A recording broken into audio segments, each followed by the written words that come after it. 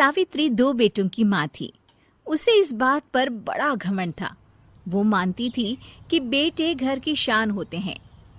ये ले सावित्री, मिठाई खा, मेरे यहाँ पोती पैदा हुई है। ये सुनते ही सावित्री मुंह बना के कहती है, अरे तू तो लुट गई, बर्बाद हो गई, तेरे यहाँ लड़की पैदा हो गई। अरे तू ऐसा क्यों कह रही है? मैं तो बहुत खुश हूँ। अरे जब तेरी पोती के पीछे तुझे खर्चे पर खर्चे करने पड़ेंगे ना, तब ये तेरी सारी खुशी गम में बदल जाएगी।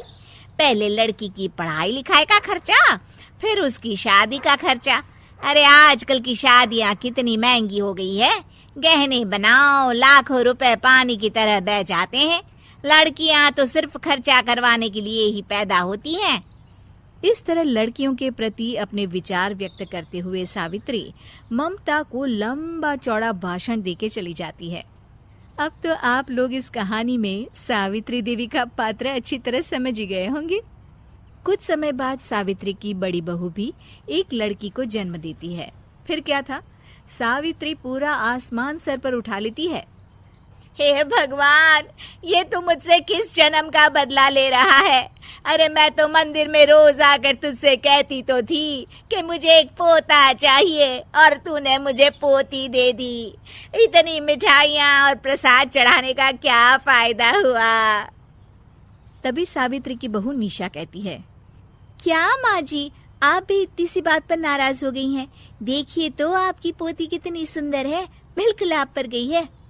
अरे चुप कर, तुझे 9 महीने इतने महंगे महंगे काजू बादाम फल फ्रूट खिलाने का फायदा क्या हुआ? मेरे तो सारे पैसे बर्बाद हो गए। ये सुन सावित्री का बड़ा बेटा अजय कहता है, माँ, तुम सिर्फ नाम के लिए 2020 में रहती हो। असल में तुम्हारा दिमाग सैकड़ों साल पुरानी सोच रखता है।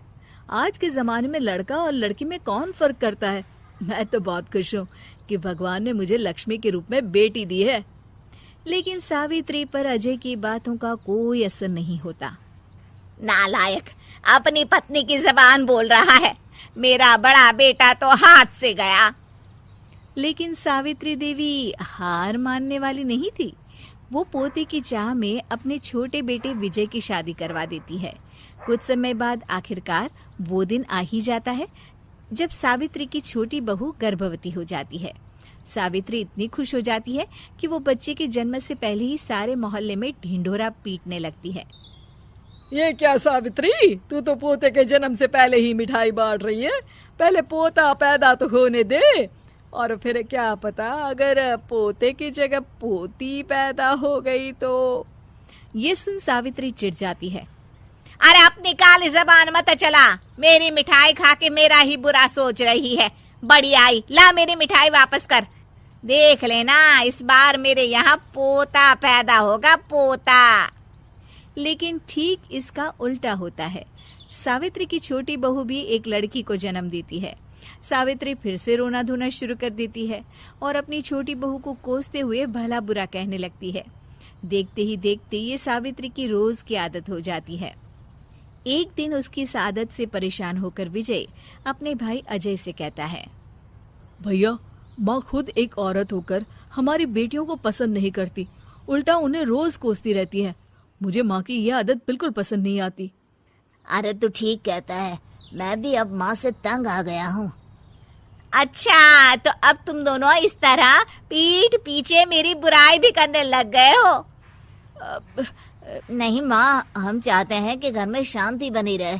हमें हमारी बेटियाँ बहुत प्यारी है। मैं नहीं चाहता कि वह तुम्हारे ताने सुन सुन कर बड़ी हो, और इसीलिए हम दोनों ये घर छोड़कर चले जाएंगे। हाँ माँ, मैं भैया की बात से सहमत हूँ। जब तुम इस घर में अकेली रहोगी तब तुम्हें अपनों की कीमत का एहसास होगा। अपने दोनों बेटों के मुंह से अपनी माँ के लिए इतने कठोर शब्द सुन सावित्री भावुक और रुआंसी होकर कहती है, क्या सच में तुम दोनों मुझे इस घर में अकेली छोड़कर चले जाओगे? हाँ माँ। हाँ माँ, अब पानी सर के ऊपर जा चुका है। मैं तुम दोनों के बिना नहीं रह सकती।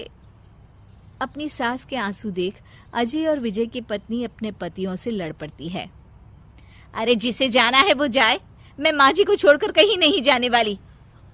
भाभी, आप ये क्या कह रही हैं? वही जो तुम सुन रहे हो, दीदी बिल्कुल सही कह रही है। हम बेटियों के संस्कार हमें सिखाते हैं कि सास माँ समान नहीं बल्कि माँ ही होती है और उस माँ की जिंदगी भर सेवा की जाती है। बेटे अपना फर्ज भूल सकते हैं, लेकिन बेटियां नहीं।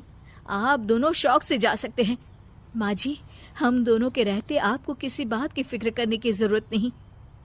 फिर क्या था, सावित्री के ऊपर छाए बेटों के घमंड के बादल उसकी बेटी स्वरूप बहुओं के तेज के आगे आंसू के रूप में परिवर्तित होकर सावित्री की आंखों से बहने लगते हैं और वो उन दोनों को गले लगा लेती है।